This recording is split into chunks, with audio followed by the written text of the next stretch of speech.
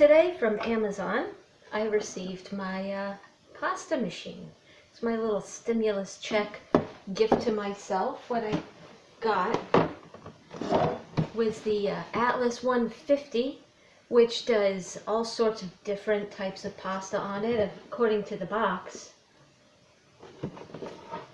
I see many different types of pasta here, but quite frankly, it's only got 2 types of cutters on it, which seems to be a wide fettuccine and a spaghetti type pasta. But I suppose if you're creative enough, you can do this on your own. But I have never made homemade pasta before in my life, so we're going to have a nice experimental run at it. We're going to learn how to make pasta together using Tyler Florence's recipe. Correction, this is actually Robert Irvine's recipe. So what we're doing right now is we are making a well in the center of a pound of flour, which is basically about 4 cups, with 3.5 to 4 cups. Into that goes a pinch of kosher salt, just a pinch, and a tablespoon of plain old water, and now 2 tablespoons of extra virgin olive oil. And now we're going to start cracking these eggs. 4 eggs. I always crack them into a ramekin first, just in case there's a baby in there.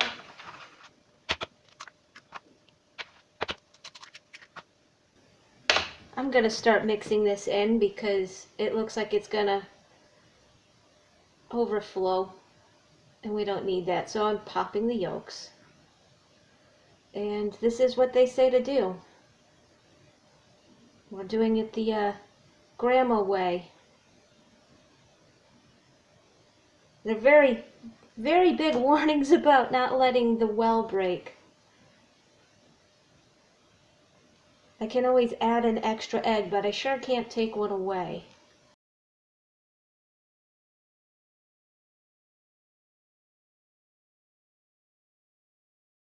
I'm going to remake this well, and I'm going to go ahead and add this egg, because I can tell all of this flour isn't going to make it.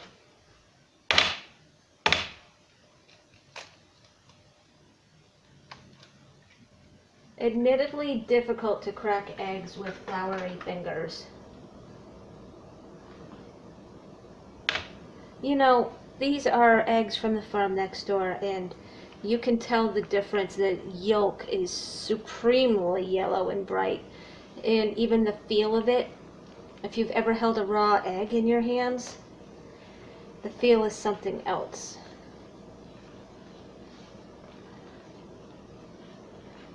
Well, I've never done this before, so let's just see how this works.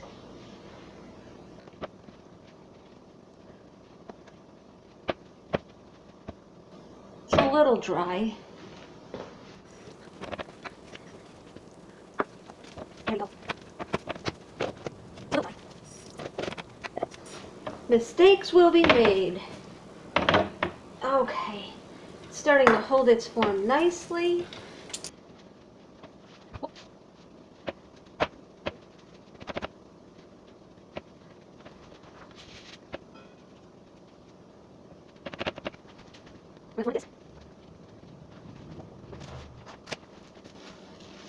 And now we're going to wrap this up with some saran wrap and let it rest while I clean this up.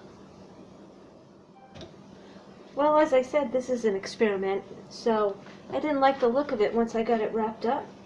I went back to Mr. Irvine's recipe, and it said to knead it for 5 minutes. And you might see, though, that it's looking completely different than it was when I wrapped it up. So I have a timer going over here. That's about to go off, but I think I finally feel good about the consistency of this dough. It just feels right. So I'm going to start forming it now into that disc. Yep, see, That's my timer going off. Computer, stop. Alright. Now, that looks more like your traditional pasta dough. So we're going to wrap that up with saran wrap.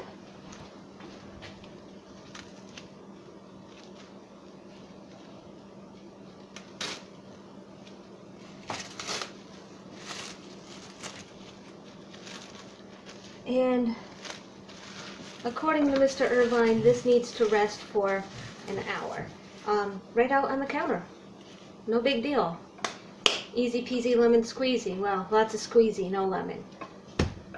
So that'll be there, and I'll come back in an hour and we'll start the next step. Now I'm going to clean up this big mess that I made. So Alexa informs me that I have about 22 minutes left on my 1 hour timer, and I have cleaned everything in here, including the trivets, which I'm now trying to shake the water out of. But I did have to scrub the entire floor, all of the counter space, everything inside the sink. It was amazing, the dust. I mean, it got all the way across the room. So I don't know if there's, maybe in the comments you guys can help me out with a way to keep the dust down, because I really want to be making homemade pasta and have it be a part of my life, but boy, not if I have to deep clean the entire house after I do it. Okay, so it's time to let's go ahead and get this out of the packaging. And feels really good, actually. Nice and solid. Make it sort of a loaf shape, right? And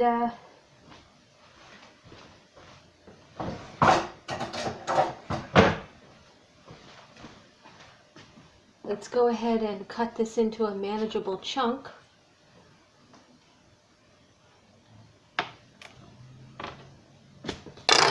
Get a little flour down.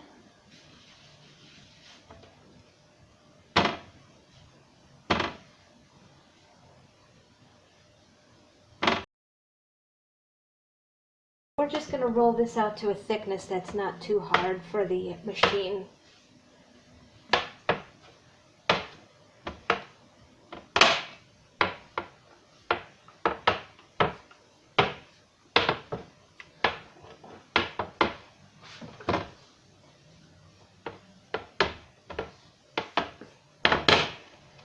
Let's see what I have here. And they recommend that you keep flour handy.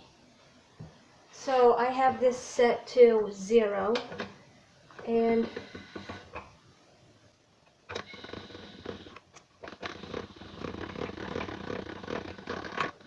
the first person I saw do this said that they always run it through twice. So I'm going to go ahead and do that on the first setting.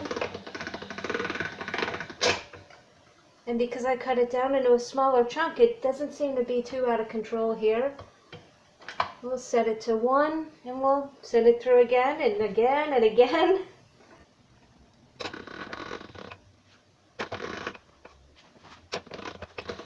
It does take a little getting used to, funny enough. So I did these down to a thickness of about a 7. I could go thinner. This goes to 9, but I'm really just trying to get a feel for the thing. Now this particular model has 2 different widths of pasta. I'm going to do the thickest width. Once I get this crank in,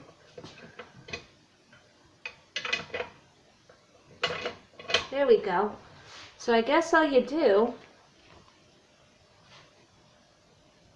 and I did cut this in half at one point because it was getting a little long to handle.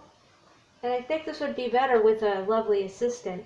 But for now, we're just going to line it up the best we can.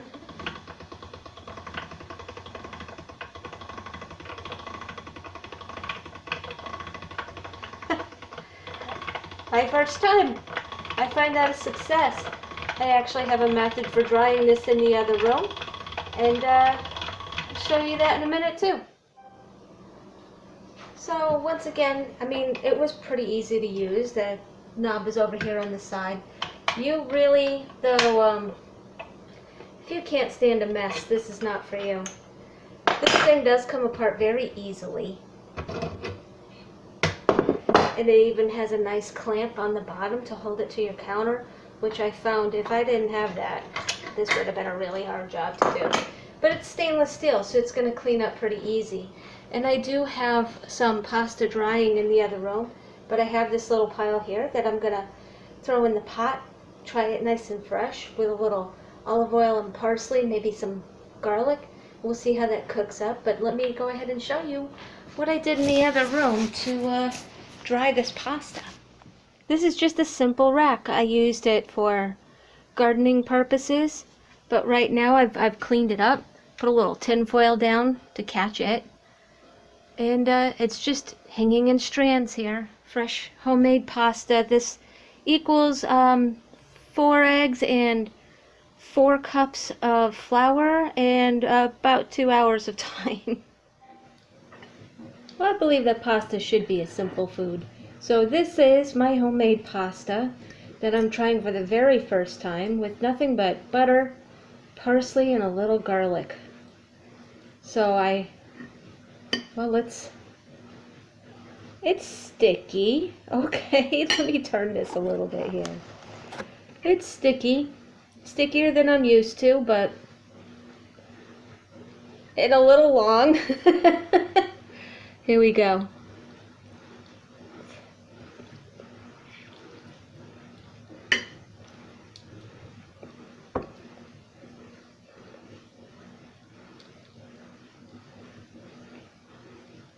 I can't believe I've never done this before. This is delicious. The bite to it is perfect. It holds on to all the flavors. Excellent. If you're not making your own pasta, now is a good time to start. Wow, this is Angela with Cooking for Real, episode 19, Handmade Pasta. Don't forget to like, comment, share, subscribe, all of those things. It really helps me out.